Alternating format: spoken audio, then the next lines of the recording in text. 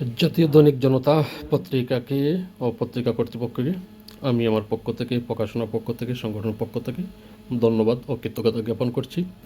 খালেদা জিয়ার আত্মজীবনী যে বইটি 7 বছর পূর্ণ হলো, সেই বইটির একটি রিভিউ লেখা এবং মতামত আলোকে লেখাটি জাতীয় দৈনিক জনতায় প্রকাশ করেছে আজ 21 নভেম্বর 2025। পত্রিকা কর্তৃপক্ষকে ধন্যবাদ ও কৃতজ্ঞতা জ্ঞাপন করছি। আর সেই পাশাপাশি সে বইটি যেন প্রতিটা ঘরে ঘরে সেই মূল্যবান বইটি আমরা রাখতে পারি, সংগ্রহ করতে পারি, সেই উদাত্ত আহ্বান জানাই এবং দেশনেত্রী বেগম খালেদা জিয়ার তার সুস্থতা দীর্ঘায়ু কামনা করছি।